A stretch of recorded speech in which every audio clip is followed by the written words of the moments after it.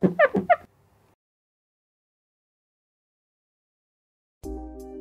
guys, balik lagi sama gue Tomo di sini. Apa kabar kalian? Semoga semuanya baik terus. Ya, seperti yang kalian bisa lihat, gue sedikit mengupgrade studio gue menjadi lebih baik dari yang sebelumnya, yang gelap dan backgroundnya berantakan. Walaupun ini gue nggak jago setting lampu, mungkin kalian yang jago nyeting studio bisa bantu gue. Posisi lampunya mungkin salah apa gimana, kayak gini, coba kalian komen di bawah. Dan juga sebenarnya ini adalah alasan kenapa gue nggak upload video sebulan terakhir. Karena sebenarnya gue renovasinya itu satu kamar gue, bukan cuma studio ini doang. Jadi kemarin itu barangnya berantakan banget, gue nggak bisa syuting, nggak bisa taruh kamera segala macem, nggak ada meja. Jadi ya udah, gue nggak bisa bikin video. Anyway, di video kali ini gue bakal unboxing dan review gadget lagi. Seperti yang kalian bisa lihat di sini, kali ini gue bakal nge-review Poco X3 NFC, HP yang dari kemarin banyak banget diincer karena di iklannya itu ditulisnya The Real Mid-Range Killer, karena emang Poco X3 ini speknya menurut gue sangat di atas rata-rata HP mid-range lainnya dari secara spek dan juga harganya itu nggak beda jauh sama HP-HP mid-range yang lain. Ini punya gue yang varian RAM 6 internal 64, harganya itu 3.099.000. Terus yang satu lagi yang varian RAM 8 internal 128 itu harganya 3.499.000. Tapi buat yang retailnya sebenarnya Poco X3 NFC ini udah habis dari Xiaomi-nya. Jadi kalau kalian pengen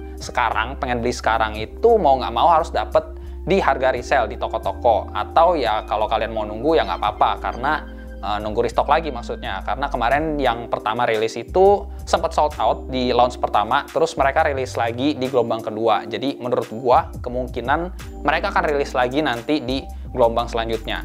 Jadi kalian bisa tunggu kalau mau dapat harga retail. Seperti biasa, jadi nanti di video ini isinya itu adalah unboxing, terus review singkat yang isinya itu beberapa poin penting yang biasa orang pertimbangin pas mau ganti atau mau beli HP. Jadi nanti gue bakal bahas performanya sama beberapa fitur, terus gue bakal bahas kameranya, dan yang terakhir gue bakal bahas battery life-nya atau baterainya.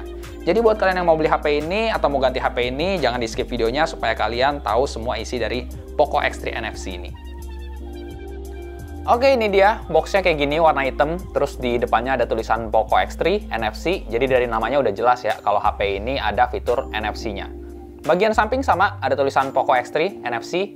Terus di bagian belakangnya ini warna kuning, ini box bagian dalamnya. Terus di sini ada tulisan info fitur, beberapa info fitur. Nanti kita lihat sama-sama.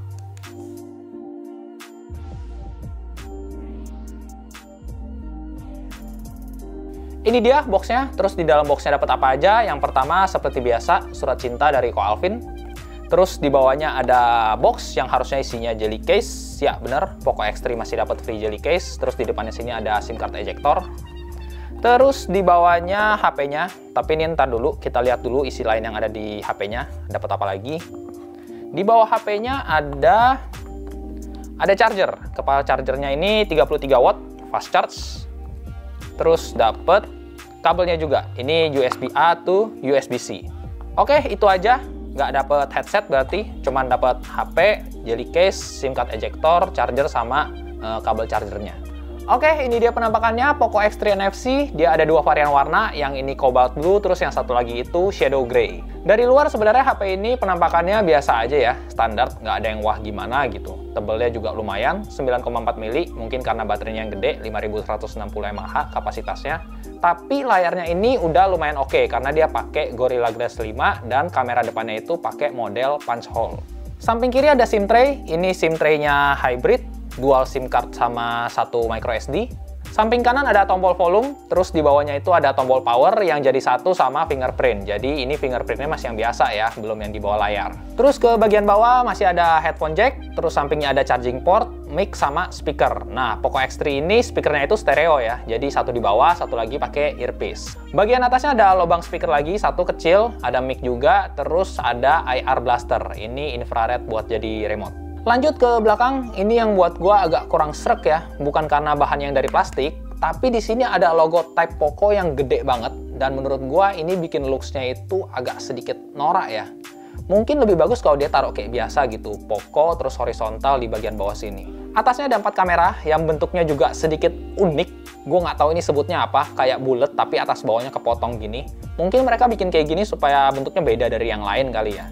Tapi ya jadinya kayak gini, jadi agak aneh gini. Dia juga lumayan tebel kameranya, jadi kalau kalian taruh di meja dia nggak rata gitu, jadi harus pakai casing.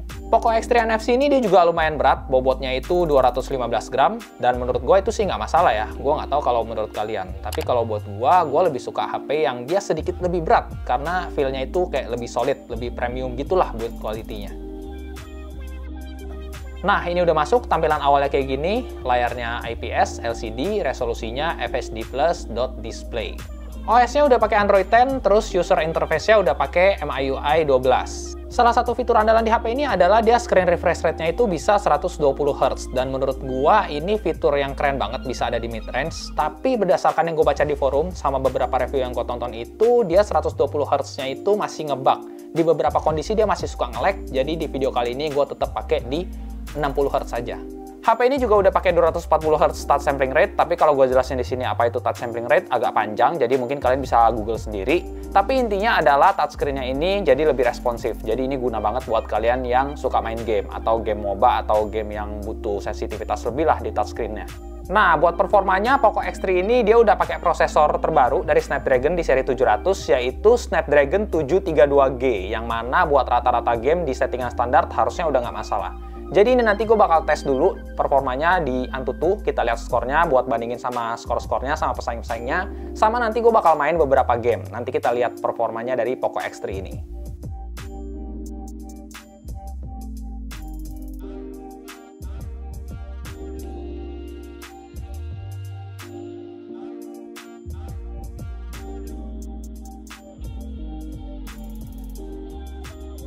Itu dia tadi skor benchmarknya dari Poco X3 NFC ini, dan sekarang gue bakal tes performanya buat main game. Dan di sini gue udah download beberapa game. Yang pertama ada Genshin Impact, game yang lagi booming beberapa bulan terakhir.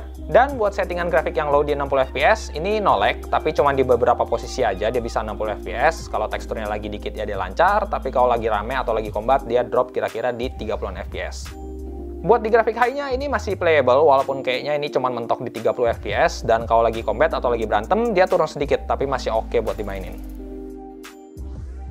Satu lagi di sini gue cobain main League of Legends Wild Rift, game MOBA yang baru rilis, lagi rame, dan hasilnya untuk di settingan low ini lancar banget, 60 fps, no lag atau patah, tapi untuk di settingan high-nya, ini ada dua opsi yang mentok cuma di medium settingannya, yaitu tekstur sama efek. Selain itu, resolusi segala macam pilihan high-nya itu bisa dipilih, dan gameplaynya pun tetap lancar di 60 fps. Jadi menurut gua Poco X3 ini aman banget buat main MOBA. Nah, buat kalian kalau ada yang nanya, Bang, HP ini panas nggak kalau buat main game? Jawabannya adalah tergantung berapa lama kalian main gamenya. Walaupun HP ini ada teknologi liquid cooling, tapi menurut gua ini dia masih agak panas. Ya, kira-kira setelah 15-20 menitan main dia udah mulai anget. Oke guys, itu tadi performanya dari Poco X3 NFC ini, dan sekarang gue bakal kasih lihat kalian hasil dari jepretan kameranya. HP ini ada 4 kamera, yang pertama itu ada kamera utama, ini buatan Sony, terus ada ultra wide, makro, sama yang terakhir itu ada portrait. Gue mulai dari kamera utama dulu, dan dari foto ini yang pertama kali gue notice adalah langitnya putih, yang artinya dynamic range-nya kurang. Tapi ini untuk detail sama warna nggak ada masalah, nggak terlalu saturated. Terus di mode HDR-nya ini perbaikan warnanya oke banget, cuma sharpness-nya agak maksa ya, sampai daunnya jadi putih-putih gini. Kalau nggak setajam ini mungkin dia bakal lebih oke. Next, ultra wide, cakupan fotonya di sini gue lihat lumayan luas, fotonya juga nggak terlalu distort, dynamic range-nya oke, detailnya juga mantep. Jadi menurut gue ultra wide di Poco X3 ini nggak masalah, oke banget. Lanjut, ada lensa portrait sama makro. Kalau di kameranya ini jadi satu mode, potongan objeknya udah rapi, nggak terlalu banyak yang bocor, detailnya dapet, blurnya juga lumayan natural, jadi ini buat foto close up udah bagus banget. Buat HP 3 jutaan, night mode di HP ini ternyata oke banget, noise sama cahaya lebihnya itu lumayan berkurang, dynamic range-nya juga luas banget, walaupun di sini detailnya agak kurang. Tapi menurut gua buat foto di kondisi gelap, Poco X3 ini udah bisa diandelin banget. Nah, kalau buat videonya Poco X3 ini cuma mentok di 1080 30 fps, dan di sini gue lihat stabilization-nya sebenarnya udah bagus, tapi agak kurang. Ini gue rekam sambil jalan dan dia masih sedikit naik turun hasilnya.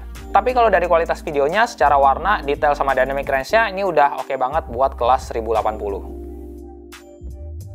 Terakhir, kamera selfie-nya yang menurut gue agak kurang dari Poco X3 ini. Kalian udah bisa lihat di foto ini. Ini gue selfie di background-nya ada langit, dan langitnya jadi putih, padahal aslinya nggak seterang itu.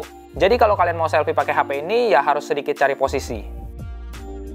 Terus buat videonya di kamera selfie ini menurut gue juga kurang oke, walaupun tajamnya dapet, tapi banyak noise dan dynamic range-nya juga kurang, sama kayak yang foto tadi. Ini langitnya juga jadi putih.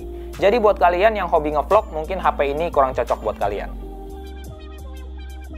Nah, tadi kita udah lihat performa sama hasil jepretan kamera dari Poco X3 ini, dan sekarang gue bakal bahas HP ini dari baterainya. HP ini kapasitas baterainya 5160 mAh, tapi walaupun dia lumayan gede, baterainya menurut gua HP ini masih agak sedikit boros. Karena untuk pemakaian harian, dia cuma tahan 9-10 jam, yang mana mid-range line itu rata-rata 10-12 jam.